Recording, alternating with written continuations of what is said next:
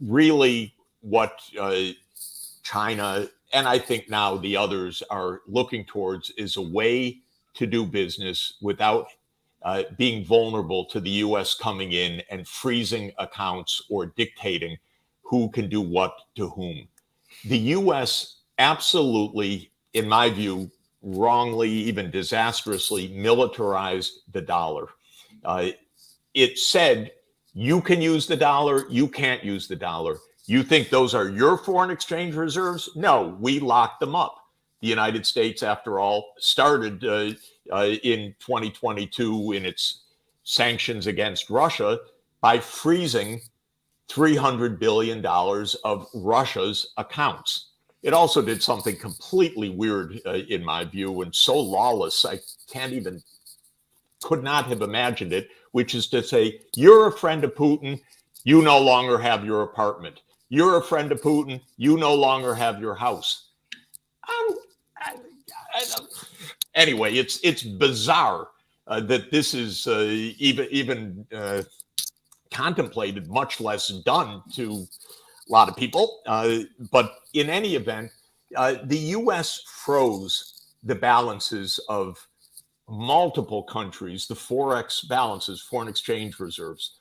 And not only Russia, Venezuela was an extraordinary case. One day, the Trump administration said, Mr. Maduro, you're not president. Juan Guaido is president. Well, how do you know? Because we said so. We create our own reality. And bizarrely enough, on that basis, the United States froze Venezuela's own money. So what's happening right now is countries saying, why are we doing this? Especially countries that, might have a foreign policy disagreement with the United States and don't want to see their economy tanked. So the essence of what they're looking for is how to make settlements that don't go through U.S. banks and therefore that are not subject to the U.S. regulatory reach to freeze a payment. As a monetary economist, my view is this is not very hard.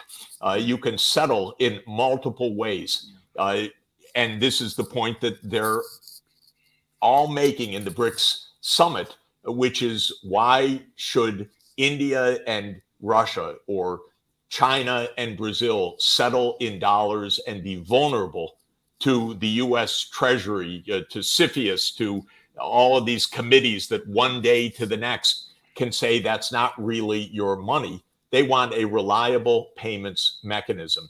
And I think over the next year, that's what they're going to devise. They will settle in renminbi, they will settle in rubles, they will settle in rupees, and they may make a unit of account that's based on perhaps the starting 5 R currencies, the ruble, that's the real, the ruble, the rupee, the renminbi, and the rand. So it happened that the 5 original BRICS countries are all our currencies, and they talk about a 5R unit of account now. Now they've added the real with Saudi Arabia and with Iran, so maybe it'll be 7 R's in the core basket.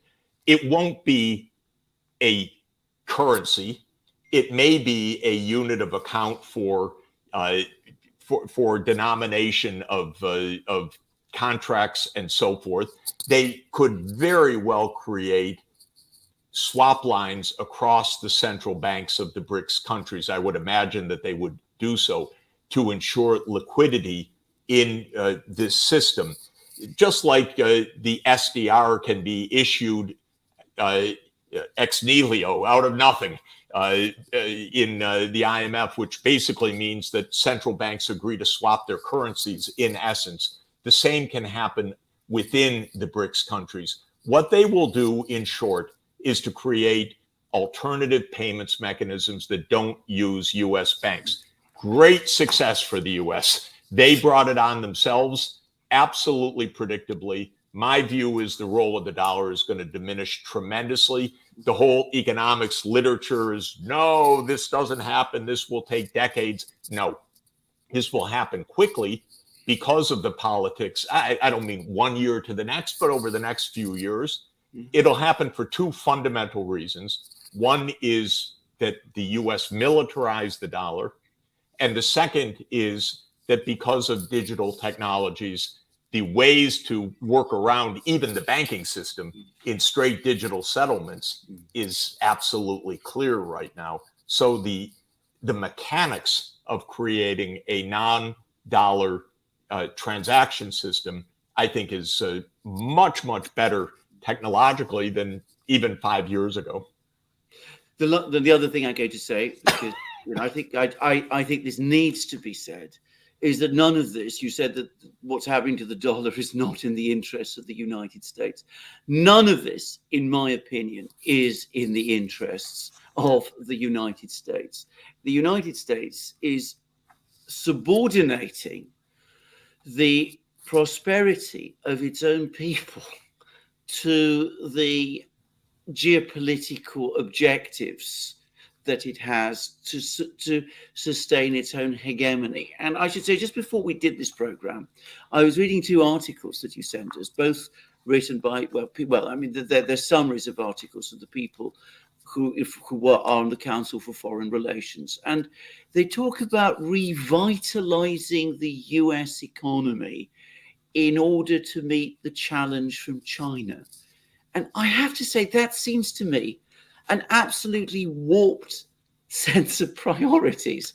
You don't revitalize your economy in order to meet the challenge from China. If you're going to revitalize your economy, you do it in order to increase the prosperity, the happiness, the sense of contentment in your own country amongst your own people. But that is the mindset that these people seem to have. They subordinate everything to their geopolitical ideas. It's so well said, Alexander. The main problem in the United States is we have become a plutocracy, massive inequality, a lot of people suffering. No one pays any attention to that. It's not the Republicans, not the Democrats, period. So even when they, quote, revitalize the US economy in the Biden fashion, what are they doing?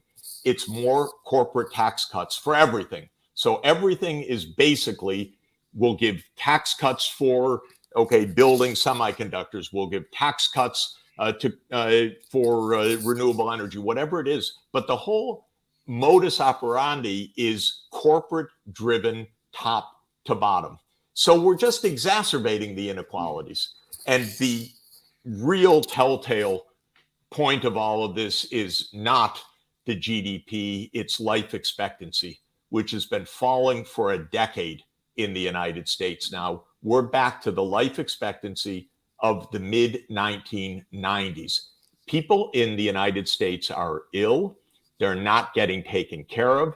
They don't have access to decent nutrition. They don't have access to healthcare services.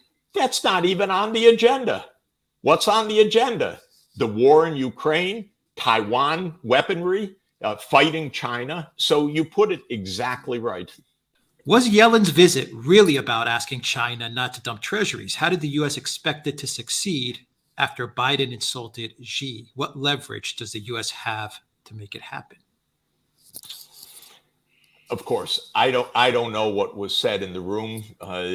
I've known our Treasury Secretary for 50 years because in 1973, 50 years ago, I sat in a classroom when a wonderful young professor from Yale came and taught me macroeconomics. So I go back 50 years with Janet Yellen, and she's a very decent and wonderful person.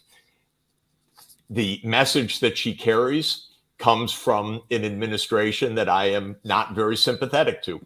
And my advice to this administration was, if you go to say we're not out to undermine your economy, the first thing you should say is we will not impose more unilateral measures before we negotiate with you. In other words, stop the unilateralism. That was the recommendation I made. It was obviously not followed because just after Secretary Yellen's trip, Biden signed a new executive order cutting off more technology to China. So the message that Secretary Yellen carried, that we're not aiming to derail, we don't want to decouple and so forth, whatever it was undermined immediately afterward by the actions of the Biden administration, which took yet another step to try to undermine China. And however much they say, oh, we're not trying to undermine China, of course they're trying to undermine China. It's plain as can be. And so they should stop that. If they want to have actual normal relations with China, the first thing you do is stop putting on unilateral measures and start really talking, not in one trip, but in actual discussion and negotiation. And that doesn't happen till this day. The Biden administration came in, and whether it is the neocon ideology, which is pervasive with Biden, whether it was fear of Trump, that he won the Midwest states with an anti-China protectionist election platform, probably both of those, Biden came out blazing anti-China. And also a point that Alexander made, and I think should be reiterated, the trash talking is nonstop about China. So Secretary Yellen goes, soon after President Biden says, well, President Xi's a dictator. Come on. Or bad things happen to bad people. You know, this is also Biden. He's a kind of gotten a really obnoxious side, and he thinks that he's real tough when he's speaking to the donors to show how macho he is. So these are all stupid statements coming out of donor sessions, and Biden always likes to swagger. An 80-year-old guy swaggering in this pathetic way is really pathetic, but it's trash talk. And so I don't know what was said inside, but I can say that it cannot be successful to have any kind of normal relations with this kind of unilateral behavior. And it's amazing. I was just rereading one of the articles by the Council on Foreign Relations, which says, in this sense, there is no real prospect of building fundamental trust, peaceful coexistence, mutual understanding, a strategic partnership, or a new type of major country relations between the U.S. and China. Rather, the most that can be hoped for is caution and restrained predictability. In other words, the U.S. position always is, we don't want to have trust. We don't want to have anything. We don't necessarily want to have war, though sometimes they do. But it's going to be bad. You know, we're going to be tough.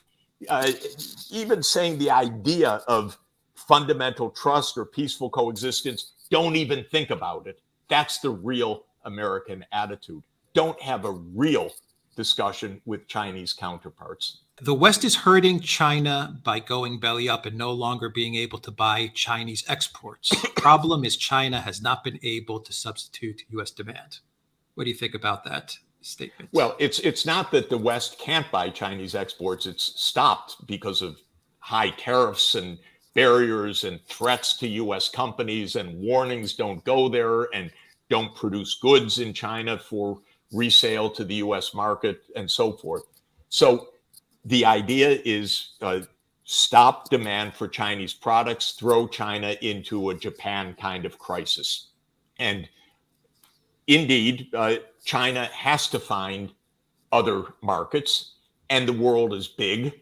And that is what China is doing, which is saying, okay, we are not going to beg to get into a U.S. market for a country that evidently can't even think about peaceful coexistence. We have to find our way in the world. And what China is doing is forging economic cooperation with most of the rest of the world. And most of the rest of the world means ASEAN countries in Southeast Asia. It means African countries. It means West Asia, the Gulf countries. It means Central Asian countries, the STANs. It means South American countries. And China has several initiatives. The best known is the Belt and Road Initiative, which basically says we save a lot. The Chinese have a very high saving rate. We can provide finance for our partners, our counterpart countries, to really upgrade infrastructure, upgrade fast rail, for example, upgrade 5G, upgrade ports, upgrade renewable energy, upgrade long distance power transmission. So the Belt and Road Initiative is promoting Chinese exports, but like trade, it's mutually beneficial for the other side, which builds, infrastructure. And I think that this is the path for China that will be successful, which is if the US closes itself to China's goods, export elsewhere. The world is a very large place, and it needs China's technology. It needs China's capacity to produce large-scale, low-cost infrastructure. If you ride the maglev or Chinese fast rail or Chinese 5G, it's good stuff. And the rest of the world wants that. And the United States, by closing the US market, well, it'll cost the US. But China has alternatives. And I think that that's what we will see and what the BRICS enlargement is about. All right, let's do one more for the professor. From Ralph Steiner. This is an interesting one. Might Jeffrey give us his opinion as to why Ethiopia was added? What does Ethiopia add to the BRICS? Yeah, very interesting. Ethiopia is 120 million people. It is a very significant culture. It has actually been a very fast-growing country for the past 15 years. China and Ethiopia have pretty deep relations, actually, and China built massive hydropower for Ethiopia and also rail for Ethiopia, which is making a very big difference.